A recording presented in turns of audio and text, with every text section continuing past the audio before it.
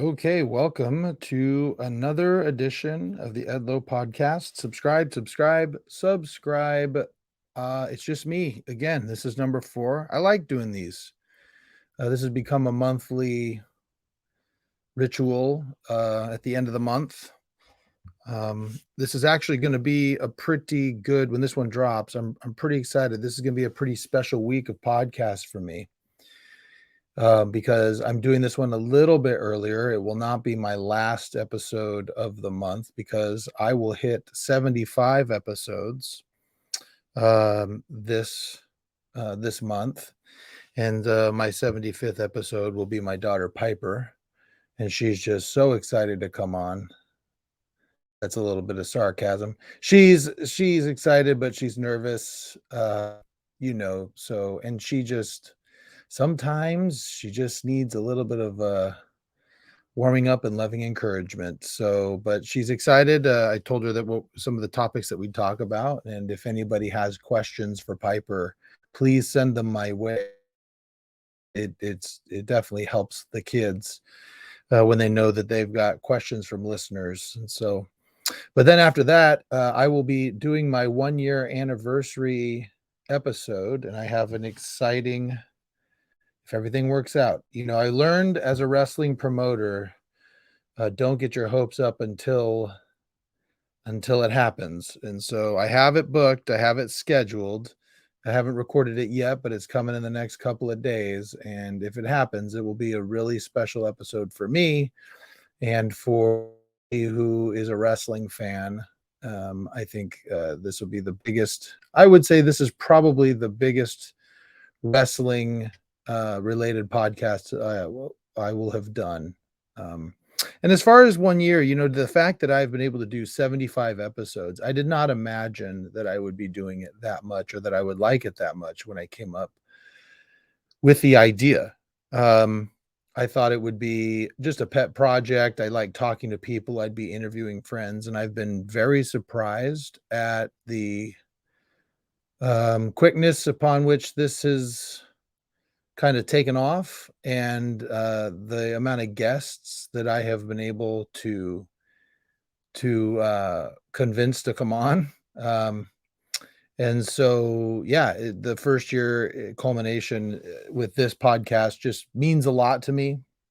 I've appreciated all the support from all of my friends and everybody who's become friends because of the podcast. Um, and I'm still having fun doing it. I've actually developed quite a passion for it. So I've got a lot of fun ideas and things coming up for year 2. Ideas for features that I think are going to come up. I figured since now that it's been a year, I will be trying to add some things to it to kind of make it a little bit nicer now that I've actually got quite a bit of subscribers and followers and downloads. Excuse me. I'll be yeah, I'm just really excited about everything that's coming up. And so yeah, I mean, it's been quite a pleasure, and I'm grateful for everyone who's been on this journey with me as I've gone through it. And so now I start off um this just me stuff with questions that I get anonymously. If you ever wanted to submit a question anonymously, you could. I usually, when I'm about to record one of these, I post it on Instagram, Facebook, so you can follow the Edlow podcast on both of those. And so you could certainly give me a follow and send a question in yourself. These are all fun little questions. And then I have actually a couple of kind of what I would call listener mail things that I'll address as well. But let's just get started. First question I had is, are you close with your parents? Yes, I am. I am very close with my parents. I love them both very much. I know I talk about them a lot on here. But yeah, no, my extended family has always been pretty close. And I chalk that up to really my mother, who I have a brother and 2 sisters, and we are very wide ranging in ages. My brother is 5 years younger than me. My next youngest is 10 years younger than me, my sister, and then my youngest sister is 21 years younger than me. And we often joke that Mom is the glue. Her and her affinity for the holidays and her ability to guilt trip us all into making sure we all come to everything from Christmas to Thanksgiving to Boxing Day, Arbor Day. Uh, that's what keeps us close. And we joke that when she passes away, none of us are ever going to talk again. But anyway, yes, I am very much close to my parents and talk to them, if not daily, multiple times a week. So, next question. Did you watch Game of Thrones? No, I've never watched a single episode of Game of Thrones. I've heard good things. I've also heard there's a lot of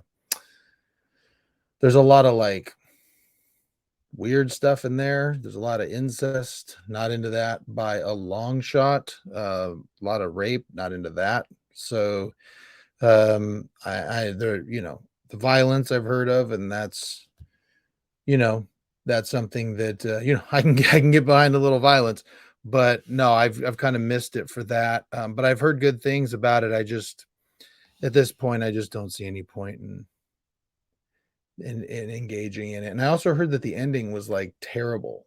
So I did that with Lost. I don't know how many of you guys ever watched the episode or the series Lost.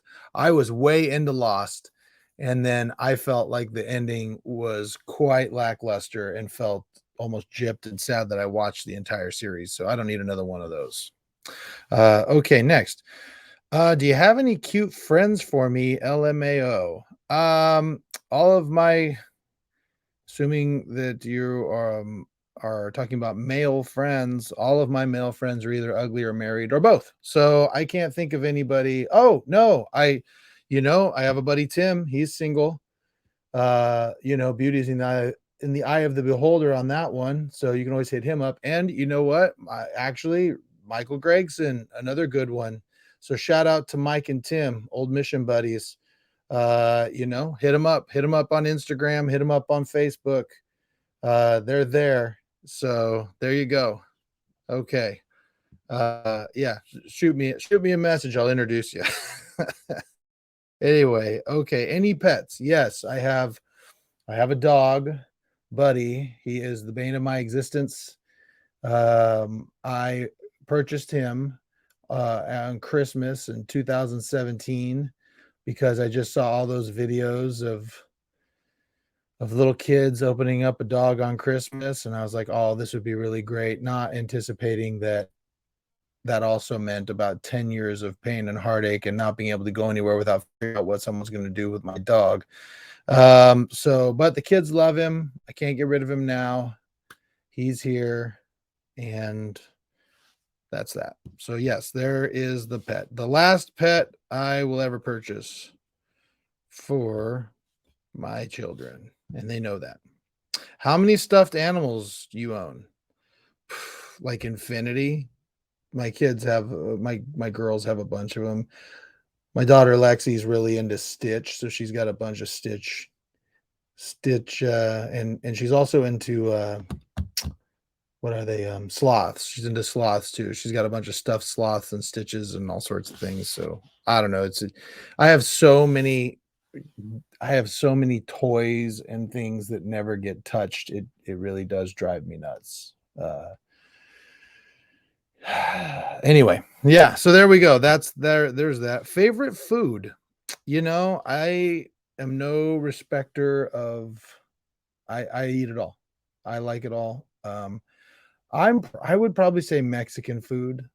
If I had to choose Mexican food. I've gotten into sushi over the last few years, which has been pretty good. But yeah, definitely I would say a good taco, a good fajita, you know, good chili verde, probably my favorite. And of course, pizza. Always love a good pizza. Shout out to Mark and Monica's in Carmichael, which is the one I love the most. So where are you from? I am born and raised in Sacramento. I spent some time in Modesto. Um, probably from like first grade to fifth grade, and had some friends out there. But for the most part, I've lived in Sacramento my whole life. and then I served the 2 years, on my mission, in Indiana. So that, those are the places that I have lived. The weirdest place you've ever gone to the bathroom. I don't know what you're doing. I don't have many weird places I've gone to the bathroom. Uh, I mean I don't know. I guess I've peed outdoors, my share of times, I guess. I don't know. I don't think I have like a definitive story of the weirdest place that I've ever gone to the bathroom. Maybe I'll come back to that one if something comes to mind. But anyhow, last thing you ate. Oh, that's embarrassing. I just ate some crackers and spray can easy cheese. Um, and I don't care what you say. I know it's not real cheese, but you know what? That's spray can cheese. In fact, so as part of when I set my estate plan up, uh, there was a place that was left for me to put my funeral arrangement down. And let me tell you, I'm very proud of what I put together for my funeral, but I won't share all the details here. But let me tell you, it'll be a party for sure. Unfortunately, and I looked into it.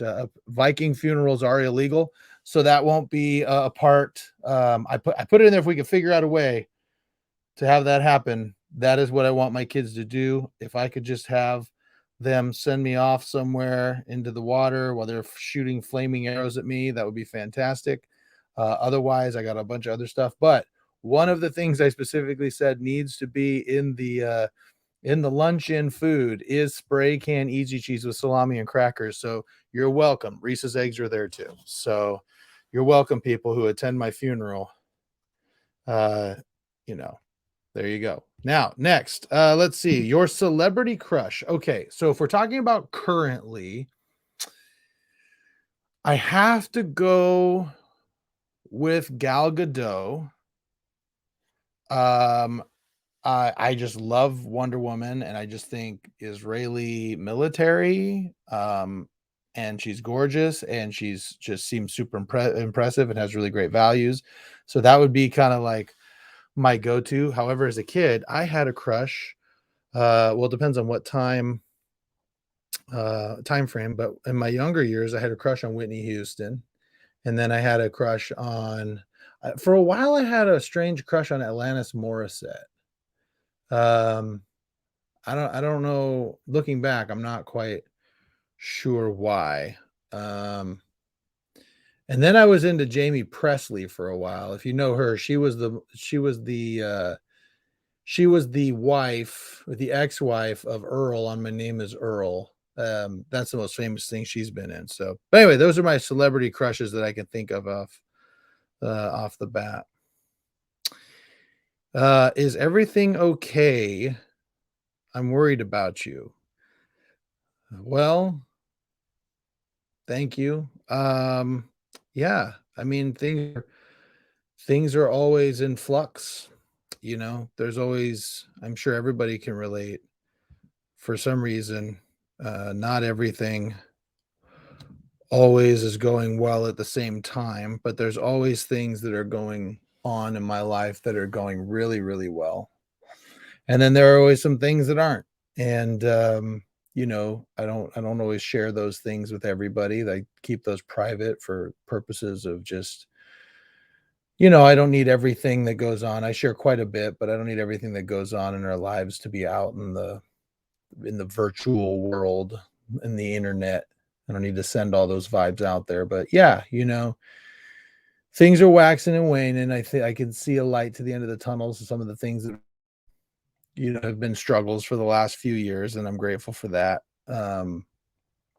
But yeah, it can be tough. Life is full of twists and turns, ups and downs, and it just seems like it'll never end. But the trick is to just be grateful for the ride and find the things that make you happy.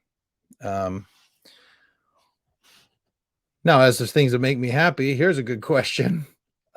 Reese's eggs or Cadbury eggs? I think anybody who knows me would know the answer to this one, and it's Reese's eggs every day and 7 and twice on Sunday. Cadbury eggs, they're okay, but they're too rich, but the Reese's egg, I gotta tell you though, okay, this is an exclusive, this is a big one. Hold on to your seats here. I gotta say, I think slowly over time, it is possible that the Reese's Fast Break might be taking over as Josh's favorite candy. Now, I know I've done the big push and I've been on Reese's case for years about changing the official shape from cup to egg. And really, it does make sense, right? I mean, if you're being honest here, who likes those ridges? Okay. It just results in part of the chocolate being left on that stupid paper thing around it. Okay.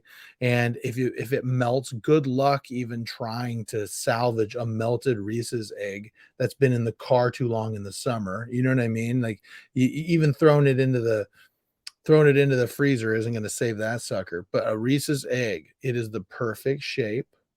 It is the perfect chocolate to peanut butter ratio. Definitely, amazing there. You can eat 1,000 of them and not feel sick, at least that's me, and, they are absolutely fantastic, and now let me just say, there are people out there right now who are saying something silly like, "Well, what about Reese's Pumpkins? What about Reese's Trees?" No, no, no, no, no, no. Those are just egg derivatives, okay? The egg came first. All that other stuff is just they're like, "Oh, how do we recreate the egg to make it seasonal?" No, just make the egg full time, okay? Now, that being said, like I said, I am still amazed at how sometimes hard it is to find a Reese's Fast Break. A king size Reese's Fast Break is a delicacy. And, I encourage anybody who hasn't had one to try one because it will blow your mind. So, there was that. Okay, next. How was Metallica? It was fantastic. That weekend, so for those who don't, follow my musings on, uh, on social media, I took my 2 sons, to LA for Metallica's 2 shows, at SoFi Stadium, that supports their new Lux Eterna, album, and Pantera played with them, what was Mammoth, Wolfgang Van Halen's band, some other band that Ice Nine Kills or something like that, and then, Five Finger Death Punch played with them as well. It was a fantastic time. It was just so cool, and then I surprised the boys by getting them tickets to Disneyland. So we went, for the whole weekend. There were 2 shows, and then we went to Disneyland in between, and we ran around like crazy. I had bad blisters on my feet from just walking all day. I mean, I ran those kids into the ground. I mean, we got there at 8 a.m. We were there till about 11:30 at night. And we were just go, go, go, go, go. And man, but it was just there was something for me that was really just kind of magical about, we get into these it's really easy on the day to day to get stuck in the monotony. And I had recently right as I was leaving for that concert, I was right in the midst of trial prep. I mean, I thought for sure I was going to a trial on a case that was happening about 3 weeks after that. There'd probably been 40 depots scheduled. Getting ready for that, everyone was stressed out. My secretary, my law clerk, like everybody was just 100 miles an hour, and I decided to take this vacation from Friday to Monday. And um it's really hard, especially when you're really, really busy, to just get bogged down in the minutia of the day, but I gotta tell you, that weekend was exactly what I needed to remind myself that even though things sometimes get hard and busy and stressful, um, I got it pretty good. As I'm sitting there and I look over at my sons and they're both rocking out and singing along to "Seek and Destroy" or "Enter Sandman," and just so excited about something when I was their age, was just discovering. I was just a couple years older than my youngest son when I discovered Metallica, which is what really got me into music. period, Metallica and Guns N' Roses, and to watch and share that with them, and then also to just be, you know, watching my sons, build lightsabers and walking around as fireworks are going off and watching Phantasmic or whatever it is go on. Um, it just reminded me that life is life is pretty good. So I was really grateful. So yes, great concert. Um, let's see. Next one.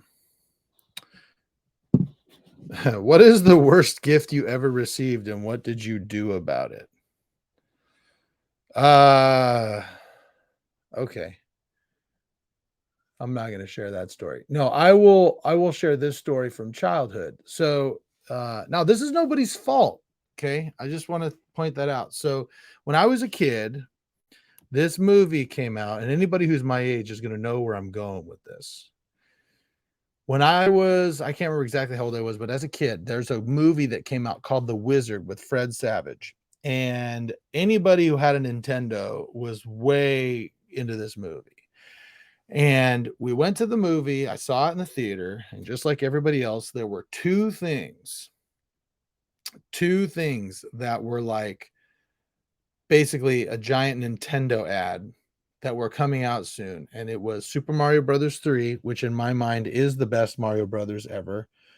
Um, and the Power Glove. And as soon as I saw the Power Glove, my favorite game for Nintendo was Mike Tyson's Punch Out. So I saw the Power Glove and I'm like, I could actually box with the Power Glove. So that was it. And that Christmas, that's all I wanted was I wanted the Power Glove. I wanted the Power Glove. I wanted the Power Glove. And I got the Power Glove and it was not cheap. My parents let me know it was not cheap. And I got that thing, and about 3 minutes into playing with it, I realized what a grave mistake that was. And so, yeah, so that was probably that. I still to this day is the worst Christmas gift I've ever received. And so there you go. All right. Most prized possession and why? I don't know. My most prized possession? I'm pretty proud of the theater. I'm pretty proud of the movie theater. I don't know if you call that a possession. Um, but that one was pretty cool for me because I always dreamed um of yeah, I just always dreamed as a kid. I always thought it would be so cool to have my own movie theater. And the first thing I did when I moved into the house I'm living in now was I designed and built a movie theater here in my house. And by built, I mean I designed it and created it and all that. I had a construction guy come in and do some of it. And I get a lot of comments on YouTube when I do the dad jokes on the shorts or whatever you call them, YouTube shorts. Oh, that theater looks awesome. Show us the theater. Show us the theater. And I've talked to the kids about maybe we'll um, uh, do a video touring it. But I mean, like this thing it was so long in the making. I mean, I actually literally went to Blockbuster before I bought this house. I mean, this was like a year or two before I bought the house. I went to Blockbuster when it was closing down and I bought their shelves for like 75 bucks. I bought all their shelving. And I did that because I said at some point I'm going to build a movie theater and I want actual Blockbuster shelves. And so I have Blockbuster shelves in there for all the movies that I have. And theater seats and all that stuff. And so I would say if I was going to pick a prized possession, and it's Rocky themed, so I have all the movie posters in there. I have a bunch of memorabilia, signed memorabilia. I have Rocky's shorts signed by Sylvester Stallone, and I have the cape, not the actual cape, but a replica cape, Thunder Lips cape signed by Hulk Hogan, and I have Ivan Drago shorts signed by Dolph Lundgren. And so I had all my Rocky action figures. I bought all of the Jack Specific, um, Rocky figures, including all the exclusives. I think I'm only missing 1 or 2, and I had those all up in the theater, but there was a point where I thought we were gonna be selling this house, and so I took those down to kinda stage, and then I just haven't put them back up yet. And if I'm being honest, the it doesn't look so cluttered in there when I don't have them up, but I'm sure they'll go back up there. So, so that's yeah, I'd say that's my most prized possession. And the why. Now here's the why. The why was because that was something when I was a kid. I'm a big movie buff. And so I've always loved going to the movies. And I always just thought, like, I mean, I would go to Blockbuster and rent movies all the time, and I always just thought, "Man, how cool would it be if I just had my own theater?" And so for me, when that theater was built and the first time, I think the first movie I can't remember what for the first movie I watched. I wanna say it might have been Jurassic Park. I can't remember, but having my own movie theater was just kinda like a culmination of, you're getting all, the hard work is paying off. So, oh, here's a podcast question. Who has been your favorite guest so far? I'm gonna kinda dodge this one because I don't think I have a favorite guest. Uh, I mean, I've loved interviewing both, uh, Lincoln and Lexi. That was fun. Sean Kanan was one that meant a lot to me because he was the first celebrity who was willing to come on the podcast. And he was willing to come on really quickly, and he just appreciated that how big of a Cobra Kai fan I was, and I thought that that was really cool, and I still keep in contact with him. Um, Interviewing Tito Santana was really cool just because, I remember, I mean, I think every wrestling show I ever went to, like every WWF show as a kid, he was on the show somewhere. And so just really cool. And he's such a good guy, like talking to him. He's such a good guy to talk to. It was just pretty fun. And then also just interviewing all my friends. Like there's been a lot of guys who've come on here and a lot of ladies who've come on here that have just been my friends, and I've just really enjoyed hearing their stories and hearing how they view themselves, and I've learned a ton. And oh, and then I have to give a shout out to both Patrick Mason and Matthew Harris, who really have helped. I've gotten a lot of feedback from people who have told me that their podcasts in particular, um, have have been the ones that have really helped a lot of people. And I'll share this story too. This is something about the podcast that I think is I've shared it before, but it's really important. So I had, and it's probably still to this day, my most downloaded um, podcast. I had a podcast with polyamorous Ruth, is what we called her, and uh, polyamorous Ruth was a former member of my church, the LDS church, who left the church, and then her and her husband decided to follow a polyamorous relationship. And we talked for almost 3 hours um, about the reasons why and what the polyamorous lifestyle was like.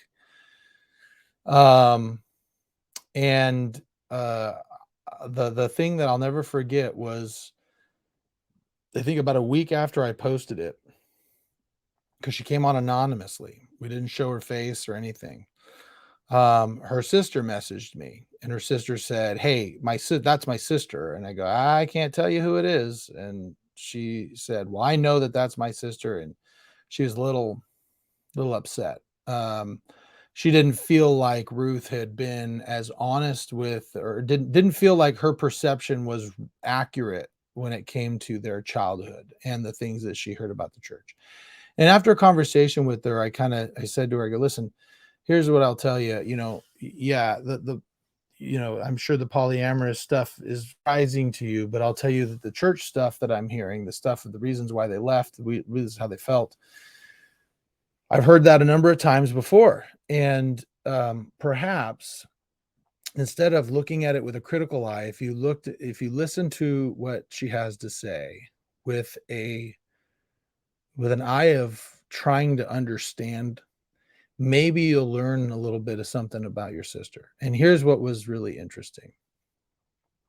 She listened to the rest of the podcast and she messaged me again and said, "I want to thank you for how you treated her.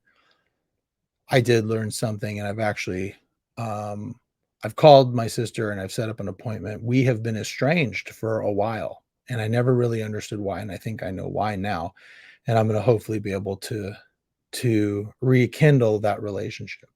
Now, I never heard whether that conversation happened or not, but if it did, I would tell you that even if I quit podcasting tomorrow and I never had another episode again, I would say that this podcast was successful if that conversation happened. Because the whole purpose of this podcast has always been that hopefully a diverse group of people can come together and listen to people's stories that they otherwise would have no other opportunity to listen to and maybe understand that everybody, everyone you meet, the grocery store, at church, at a wrestling show, anywhere is having a very real human experience. And and so I'm really grateful that I heard about that um and that's all I really want. So ever cried in a movie? Didn't every man in the world cry at Endgame when Iron Man died? I mean, come on. I can't think that was like the perfect hero's ending. And let me also throw something else out. With all this multiverse stuff, I gotta tell you, if Iron Man pops back up somewhere, I am going to be very, very upset because that was the perfect hero's death. It doesn't get any better than that.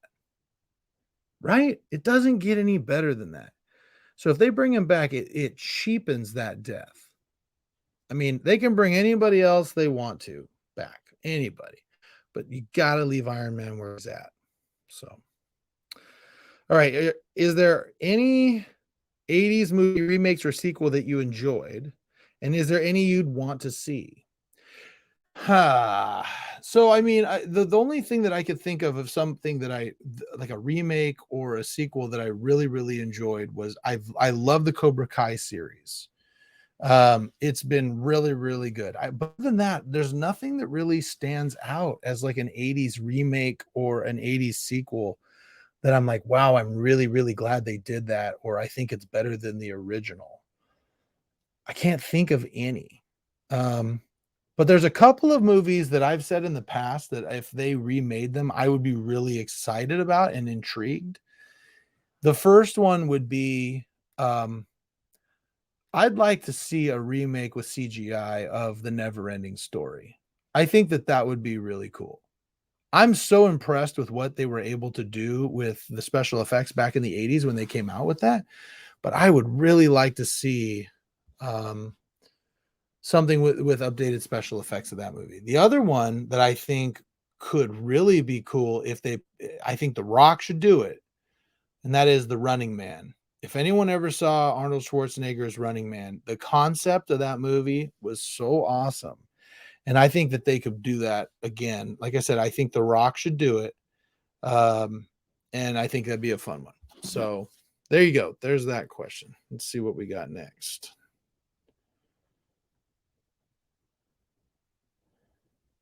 When was your first kiss? Ooh, getting personal here. My first kiss, I want to say I was 13 years old. Yeah, I was in eighth grade. Yep, eighth grade. And yeah, we'll leave it at that. All right. There's a story there, but we'll keep that one. We'll keep that one to ourselves. So okay, let's see. What's your favorite book? Okay, so if you're looking for something that's like fictional, I really like John Grisham books. Surprise, surprise, I'm an attorney, right? So there's that. But and I think my favorite of the books would have to probably be The Chamber. They made a movie of it, but it was not very good. In fact, I'd say it's probably the worst.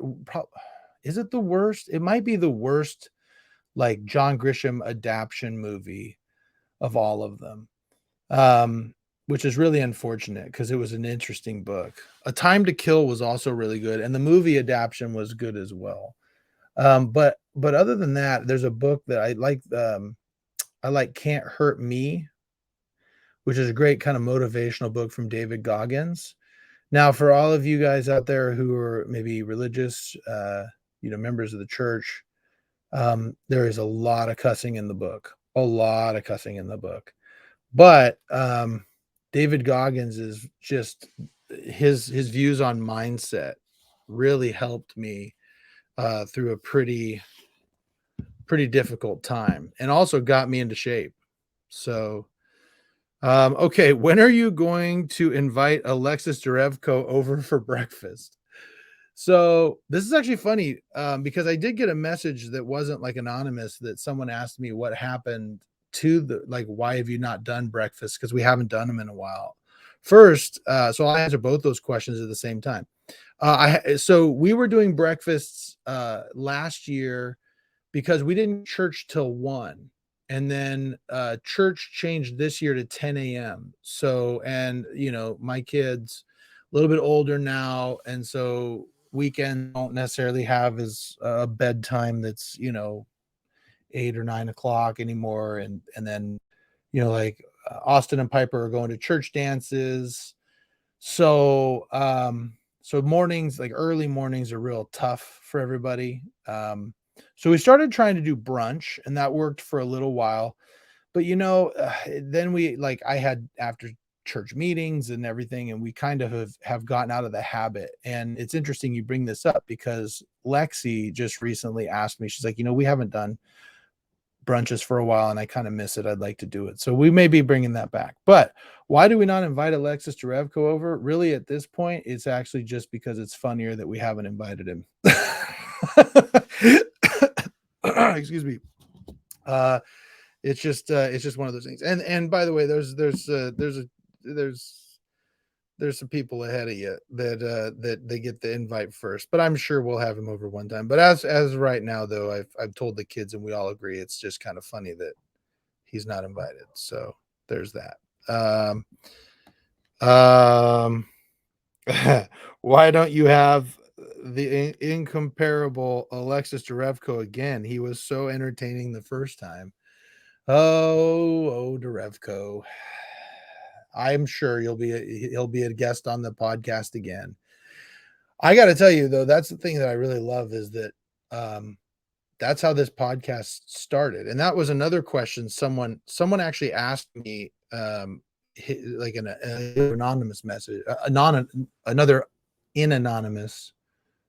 I don't even know if I'm saying that right. Another person messaged me who was not anonymous, who asked, "Hey, so could you perhaps talk about how you started a podcast?" And it was really simple. Um, I just I got the StreamYard platform, which you pay a little bit of money a month for that. And Podbean was the one that I went with for hosting my podcast. And then yeah, I just got a microphone and a headset and a laptop and started doing them. The StreamYard, I got that so that way I could do them all virtually. So nobody, because I don't have like a set studio or anything like that. And I didn't want to buy a bunch of cameras for like video recording for YouTube. So I just figured virtually would be easier, and it has been.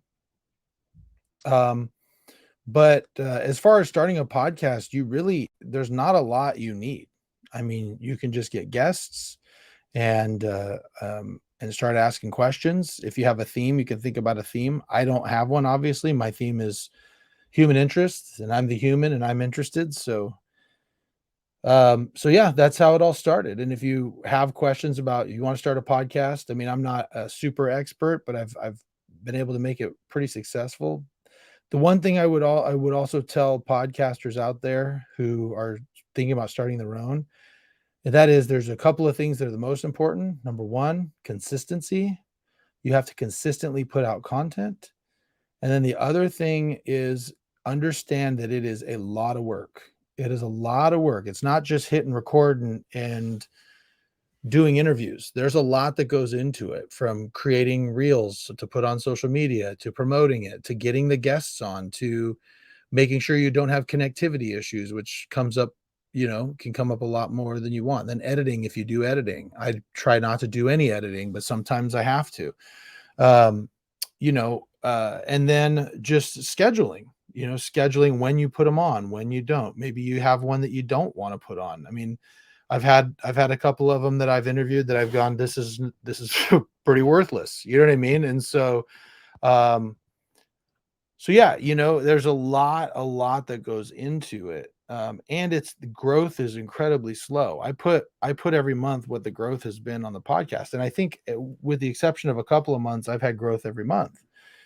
The issue is that, my first month, I got on Apple and well, I didn't have Apple the first month, but the first month I got 26 downloads.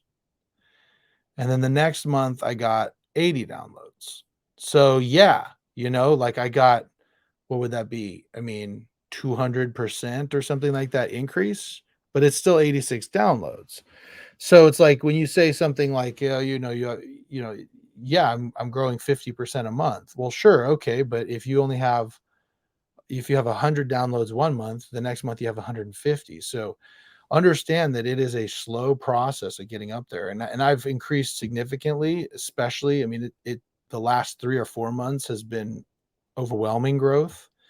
But it's not a fast process. So, okay. So there's that. And I think I have one more question. Let me see here. Oh, but Alexis again. Yeah, Derevko. Yeah, he'll come. He'll be back. He'll be back for sure. I love Alexis, and my point was my first three podcasts were just three of my really close friends: Jared Joyner, Mike Gregson, and Alexis Derevko. And I really appreciated the conversation I had with Derevko. And now that we've gone, now that it's been a year, I'm sure we'll have him back on soon. So awesome. And I think um yeah, so I answered the breakfasts. And what keeps you up at night? My kids, both literally and figuratively. Uh, no, my kids. In fact, I'll tell a funny story. My my daughter went.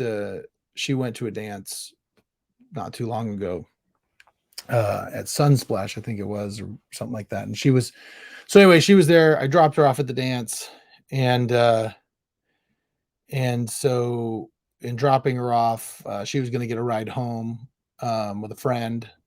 And so but she didn't have any money, and I didn't have any cash. So I handed her my credit card and gave her that. And I said, okay, do not spend a lot. If you want a drink or you want some food or whatever, you can use it. If you want to buy one of your friends something, fine, but please don't go overboard. Please, please, please. I won't, Dad. And I said, okay, soon as you get home, this card comes back to me. Like, you don't get this privileges. I'm giving you a lot of trust, Piper. And she's like, I get it. I get it. Okay. Okay.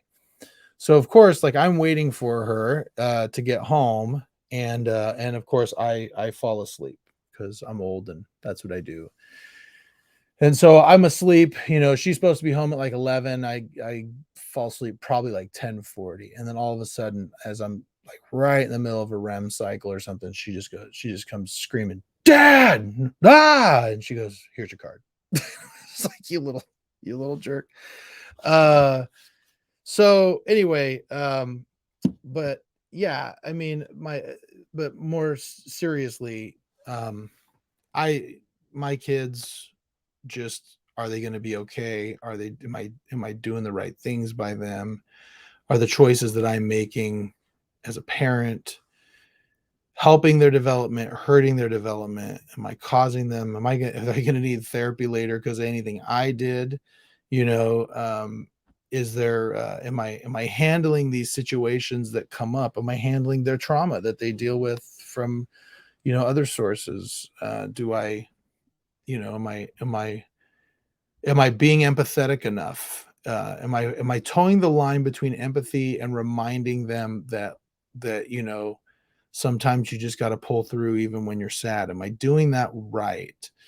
But it's cool, it's cool when I see like my son, who I've been drilling into him hard work, and if you want something you got to work hard.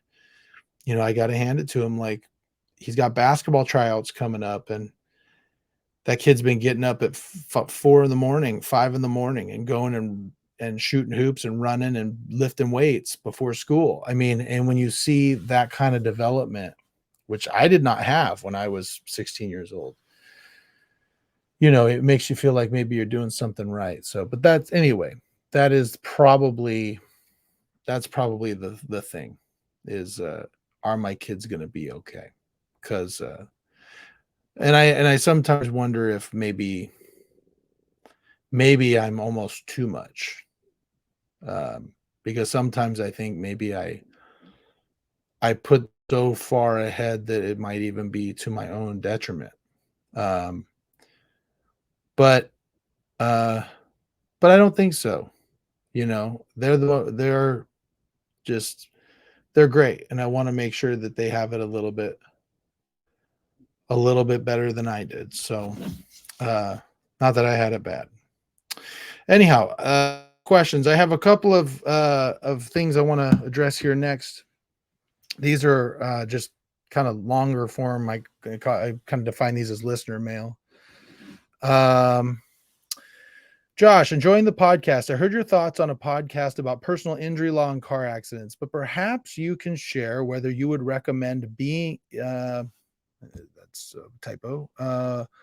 Would you recommend being a lawyer to young people?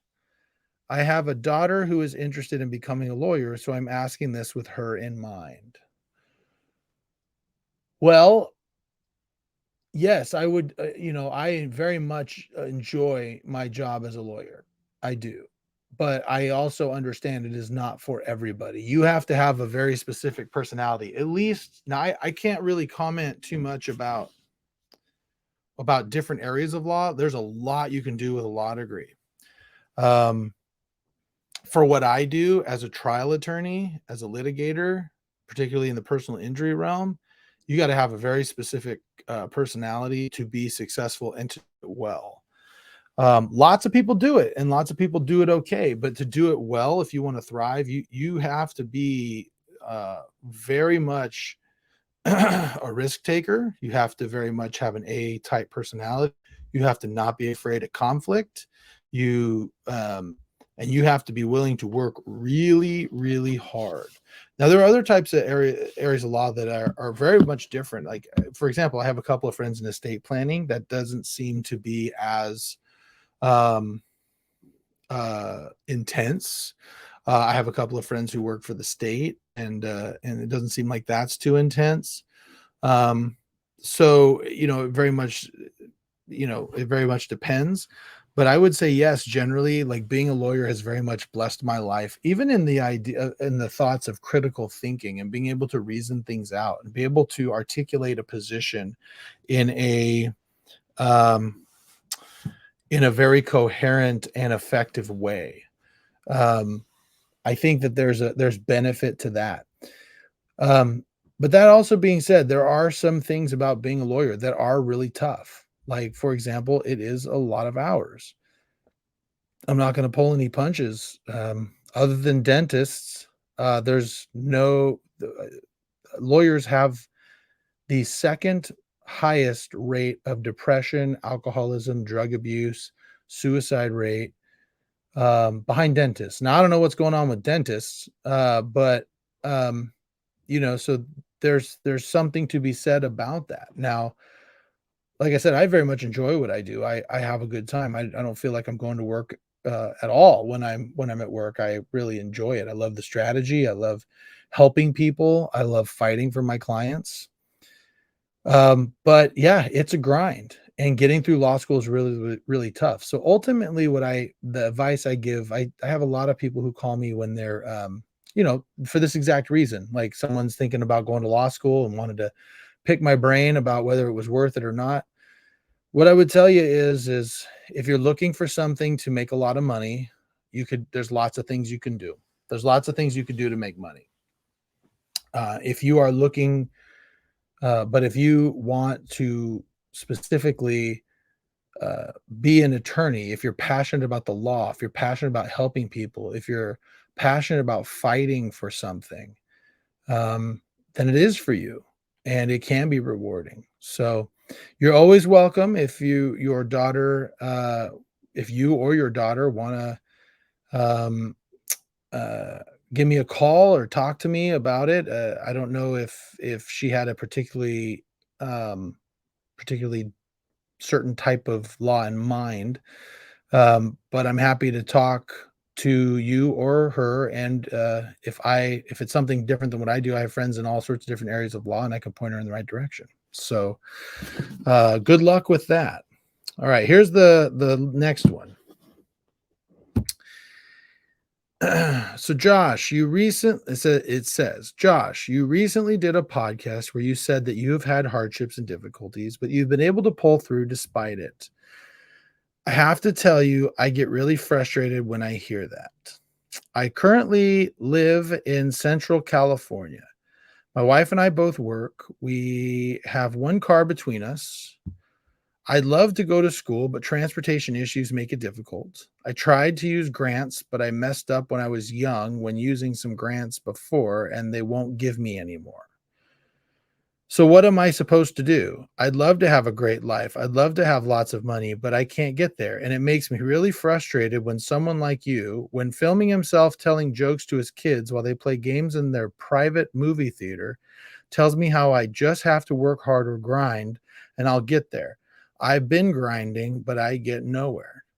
I guess there's no question here, just something to think about. I guess I'm just frustrated. Wow, that is interesting. Well, I don't know your whole story, but I will tell you this, you have not been listening to my story. Uh, yeah, so I get you're frustrated. I get you're having a hard time. I'm gonna give you a little bit of tough love here, but, you gotta stop with this whole, like, "I'm getting nowhere" business. Like, I don't know your whole story, obviously, and I can tell you that I don't really know you very well. Um, like, it's not like we've had I don't know if we've even had anything other than a, "Hey, how you doing?" conversation, but I can tell you that you're going about this the wrong way. Like, think about this. Now, you told me in this message, you told me that you would like to have more money, you would like to have a great life, you would like to have these things. And it sounds like you're mad at me because I have a life that you want, but for some reason have not been able to attain. Don't you think that rather than coming at me, mad at me because I have a life that you don't have, don't you think it would be better to approach me and say, "Hey, you have something that I would want. How did you get there? What do I have to do differently?" Now, I'm not saying that I have all the answers or that I'm going to be able to help you. And I'm not by any means saying that your life isn't hard. I don't know you very well at all. So your life could be really hard. And by the way, I'm not suggesting to you that that the life you're currently living is harder or less hard, or my life was as hard when I started. But let me tell you, this journey, when you see those pictures, this gets at me every time. Okay, when I hear, because I've heard this a couple of times now on YouTube from people who don't know me from Adam, they just see a dad joke and then they comment on it. That what you're seeing right now from me is the end result, right? And this is what happens when people see this. I think this is the problem that I'm not saying everybody, but a lot of people have when they see someone like me who drives a nice car, who lives in a nice house and has a nice life. They look at me and they go, "Well, of course, it's easy for him to say. He's got money, or he's got a great job, or he's got this or that." But what they don't understand is they didn't see the 20 years before that, that I was grinding, working hard, living in a duplex on the outskirts of Meadowview. They didn't see me when I was living in a one-bedroom apartment where I didn't have enough money to turn on the air conditioning, and I had a couch with 3 legs and a stool holding up the other leg. That's where I started, okay? I built this. I built this for over 20 years of bone crushing, blood, sweat, and tears, hard, hard work, working full time, going to school full time, driving for hours every single day, leaving my family at home, not seeing my kids. There were weeks during that time where I didn't see my kids because I was getting up and leaving before they were awake, and I was coming home while they were still asleep, or while they were before after they had gone to bed. Weeks, weeks. There were days, evenings where I would go to work from get to work at 7:30 in the morning, work until 5:45, just long enough to get to school at 6, go to school from 6 p.m. to 9:30, come back to work till 1 a.m., go home, sleep for a few hours, come back and do it again. And I did that for a long time. I can remember a day specifically where I had to pull over on the freeway because I didn't think the I didn't think I had the ability to drive home without crashing. And I pulled over on the side of the freeway and prayed, literally prayed, like, just get me home. I don't know how I'm going to do this. I don't know how I'm going to do this. And I just said, I got to do it. And I just got home, fell asleep, woke up, went back to work the next day. And so, yeah, I have a lot of wonderful things. I've been blessed beyond my measure, beyond my measure. There is a level of luck to what has happened to me. But make no mistake about it, I earned everything I have. And this whole idea that somehow you can't do it, oh, well, I have it hard. I had it hard too. Everybody's got it hard in different ways. It doesn't matter if you're white, you're black, you're gay, you're straight, you're trans, your sexual orientation, your religion, where you started. I get it. Everybody's starting in a different place. But you know what? Everybody's got the ability. Now, you want to have a real conversation? You can call me anytime and we'll work through it together. But don't sit there and get mad at me because your life is hard. Okay? I earned what I have. And you may not like to hear that. Okay? You may not like to hear that, but it's true. And you can too. And if you don't believe me, why don't you go ask Anthony Rivera, the guy who slept on his friend's floor. All he had was a chair, walked to the Las Vegas Strip and gave people lap dances on the strip for $40 a pop until he had enough money for his own place. Why don't you talk to him about hard work and how hard it is? Why don't you talk to Johnny Butabi, who got 4 of his fingers cut off in the middle of his prime and playing baseball and has had a great life? Why don't you go and talk? You think you have it hard? Why don't you talk to Randy Hochtifer, who just had a seizure this last weekend at Hood Slam, got his license taken away, and is still having a positive attitude and still messaging me when I'm checking up on him, telling me, hey, it's just a temporary setback. I'm going to figure it out. It sucks. It does. I don't know what I'm going to do, but everyone's good to me, and I'm just grateful for all my family and my wrestling family, and I'm going to get it done. What about all those people, huh? You know, you're not the only one out there that's got it tough. So maybe instead of being upset at me and being mad because I'm telling you you can do it, maybe you should stop thinking about all the reasons why you can't and start thinking about the few reasons that you can, because you can do it. You got one car. I've been that life. I've been that life where there's one car between two people. I was there. We worked it out. We figured it out. And if you have the determination, you can. And if you want, and I'm the open invitation, I'm not mad at you. I'm a little frustrated. I sound a little frustrated. I know I get a little intense, But I'm telling you, if you're welcome to call me and we can work through it together, because I bet if you really think about it, there's a way. There's online courses. There's tons of online courses now. There's all sorts of different things you can do. Okay.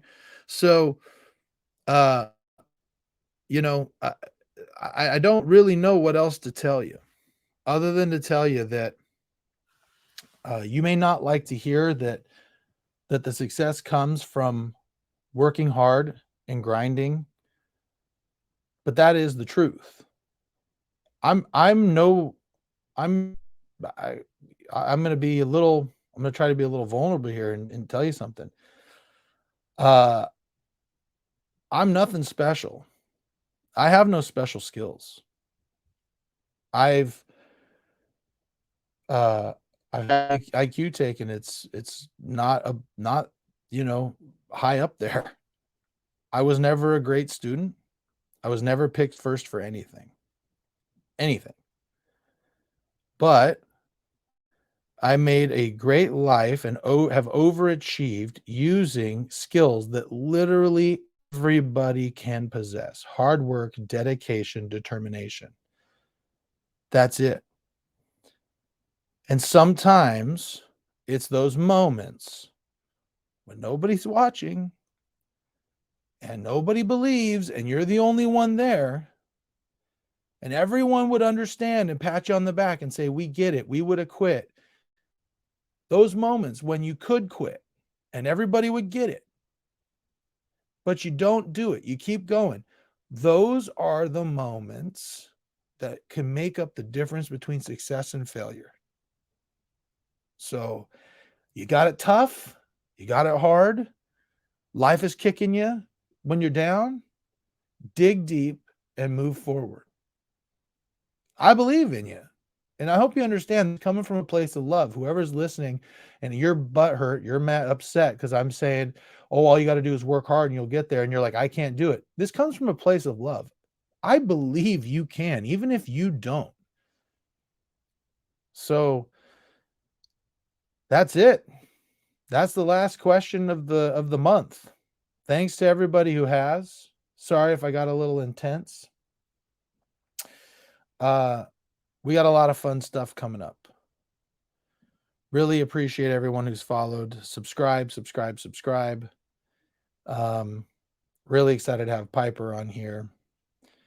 And you know, you can always send me a message. I try to be as responsive as possible. It doesn't always happen because I get busy, but um, I appreciate everyone who's messages and asked questions. And you know, cheers to a wonderful year of podcasts, and year 2 is going to be even better. So thanks, friends. We'll see you next time.